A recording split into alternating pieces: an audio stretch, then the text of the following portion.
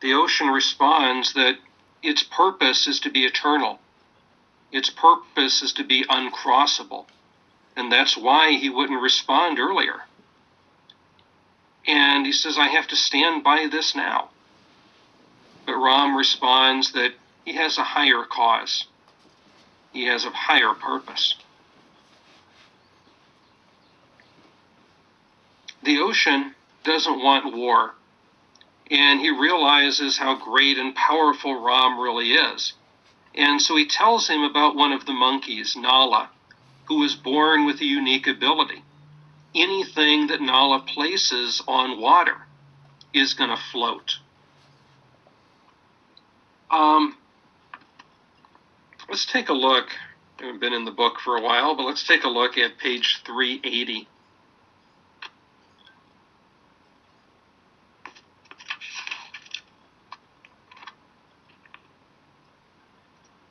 The Lord of the Sea pointed a long, loosened finger at a monkey who stood behind Ram. He said, that Vanara is Nala. He is Viswakarman's son, and he carries his father's genius in his blood. Let Nala build a bridge across my waves. I swear it shall not sink, and it will bear the weight of the army of Vanaras when it marches over me. I bless you, Ram of Ayodhya. My torment of ages is ended. The sins of the Abhishiras are not washed in my waters any more, but in the ocean of the stars. I am in your debt, O Kshatriya. You shall cross over me with your army. And so this becomes the way in which the ocean decides that he's going to help Ram. He understands Ram's power. He knows Ram doesn't want its thing, and it would be against his dharma to harm the ocean itself in order to get across, but his desire, his love, his desire to reclaim Sita is too great. He knows that, the ocean knows that he will act this way if he has to. But the ocean also doesn't want to go against its dharma, which again is to be unmovable, uncrossable, eternal. And so this becomes the way of resolving that conflict. He tells him about this monkey Nala. And so a bridge can be made from stones. If Nala touches the stones, each one of the stones, as it's being laid out there, a bridge of floating stones will be able to be erected right across the ocean.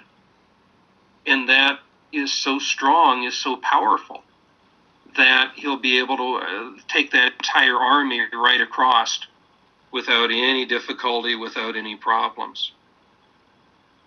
Now there's an alternate version of this story in which Hanuman tells Ram that if his name were written on the stones that they would float. And so they write the name of God on each one of the stones, and because of that it floats and they're able to build the bridge across. So there are variations to the story. But either way, this humble army of monkeys and bears is going to cross over to Lanka, and they're going to make camp. And this is what sets the stage for the final battle, this big confrontation of good versus evil.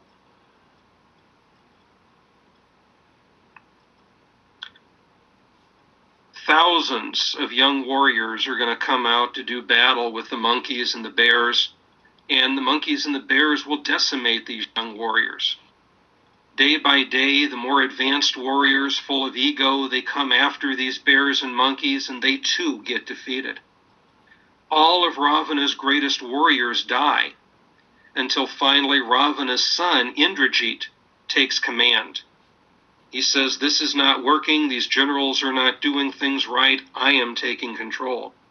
And so Indrajit takes command. Indrajit has a specific ability, which is the ability to fight while remaining invisible. And because of that ability to fight from a standpoint of invisibility, to hide, the tide is going to be turned. And unfortunately, at this point, a lot of the monkeys and bears start getting killed. But we find that there are deaths that take place, there are miracles that take place, The fighting continues, and finally, Ram and Lakshman are going to be tied up when Indrajit shoots this arrow that unleashes serpents. And these serpents then work like ropes to tightly bind Ram and Lakshman together. When that happens, all the monkeys and bears are going to scatter. They're going to run away in terror. As Ram and Lakshman are lying there tied up by these serpents, Garuda, who is the king of the birds, and the birds are sworn enemies of the serpents, are going to come to rescue Ram and Lakshman.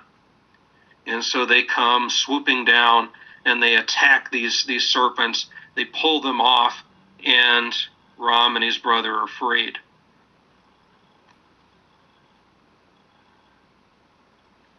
Hearing of this, Ravana himself decides to come forward. He sent out all of his generals, he sent out his son. Now Ravana himself comes out onto that battlefield. Ravana hurls a very powerful missile towards Lakshman, and Lakshman gets hit in the chest, and he's knocked unconscious. Ravana comes forward because of this, and he challenges Ram directly. There's a fierce battle that's going to rage all night long. Ravana's chariot gets destroyed. The demon king himself is greatly wounded. Now, Ravana could have easily been finished off and destroyed by Ram, but Ram takes pity on him.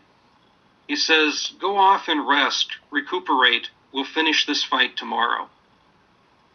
Well, Rama is simply thinking of what is right and what is proper and trying to give him the best opportunity to consider everything that's happened and maybe come to his senses and perhaps make that transition towards the way of right and towards the way of good.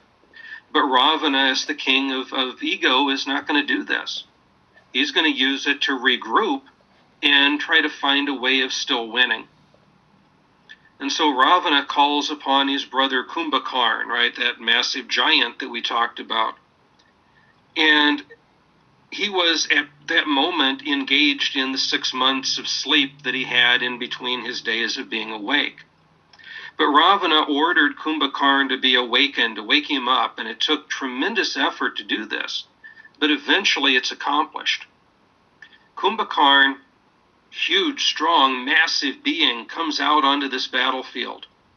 Hanuman is going to engage Kumbhakarna in battle because obviously he's the only one that could grow to the size to be able to take on Kumbhakarna. But Hanuman gets wounded. Others come forward and try to attack him, but it fails. Even Ram coming forward doesn't seem to be able to defeat Kumbhakarna. And in the end, the only way the Kumbhakarna could be defeated, could be killed, was through the use of a powerful weapon that was given to Ram by the wind god.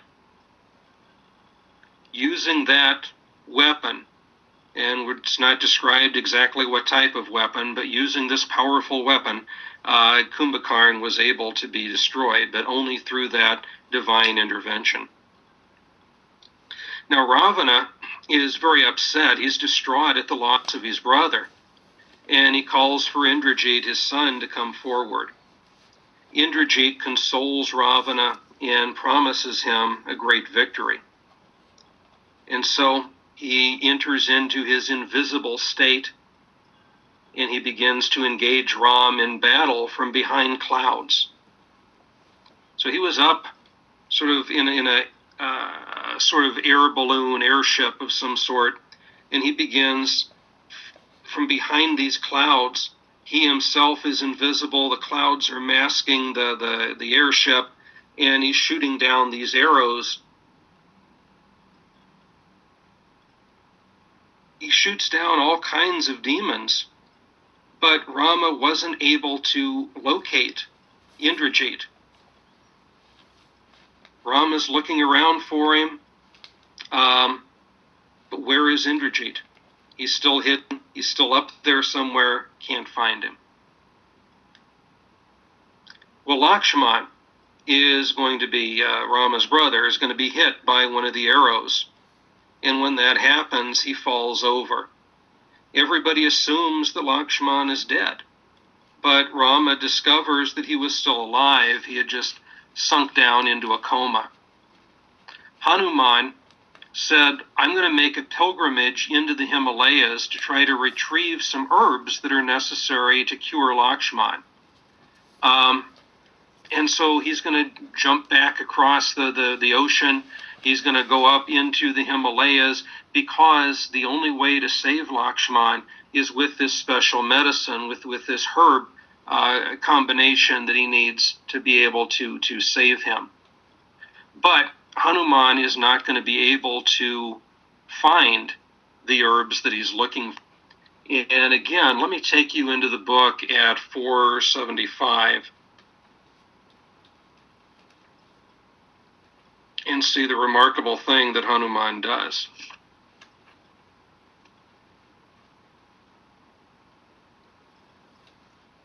The son of the wind grew vast once more. He flew up into the sky. Across holy ocean and sacred continent, the Vanara flew like Rama's arrow. Like Viman he sailed and landed for the second time upon the little mountain, so called Sanjivini. It was daylight now, and he could see the plants of healing, some shaped like tiny men, others like little stars. He breathed their scents and felt his own body begin to grow with new strength and hope like magic in his blood. But by daylight, Hanuman could not be sure which of the glowing plants was needed. Once more, bracing himself and growing big as half the sky, Hanuman plucked up the mountain by its roots and flew through the air with it. Some say the Sanjivini mountain allowed him to pick it up so easily because in its primeval heart it remembered the younger days of the earth, when all mountains had wings and flew through the air, the days before Indra served their wings with his vajra of 1,000 joints. So, Hanuman seems to be unable to find the herbs that are necessary, but he knew how important it was for Lakshman to be healed. So he picks up the entire mountain and flies the mountain back to Lanka. And Ram is able to pick the herbs that he needs and cure Lakshman because of it. But then, Indrajit is going to come forward in his chariot. He's going to project an image of Sita. Now keep in mind, Sita is still safely in that Ashoka grove. She's not really there. But he projects through trickery an image of Sita. And he has her grabbed by the hair, and he cuts her head off in front of the whole army. And so everybody there sees the object of what they're going after, Sita, being killed right in front of them. And Ravana faints. But then Vibhishan comes forward, and he explains to Ram that this was all just a trick. Ravana would not allow Sita to be harmed. I mean, just as much as Ram wants to get Sita back, Ravana wants to keep Sita. And so Vibhishan comforts Ram and lets him know that she is safe. He further warned Indrajit that Indrajit is going to perform a ceremony that will make him invincible. So there is magic that's going to be taking place. Indrajit is going to go through this process, and once that happens, no one will ever be able to stop him. No one will ever be able to defeat him. And so if Ram is going to become victorious, he has to stop Indrajit. He has to defeat him now before that ceremony is completed. Well, Lakshman manages to reach the site of the sacrifice, and he kills Indrajit with his bow at that point. Indrajit is gone. most of the other demons are gone. But Ravana is still there. But Ravana sees the death of Indrajit. He sees the loss of his son, and he falls into a state of total despair over that. And in his anger, he rages over towards Ram, and he says, we're going to finish this once and for all. And again, there's a massive, massive battle that takes place.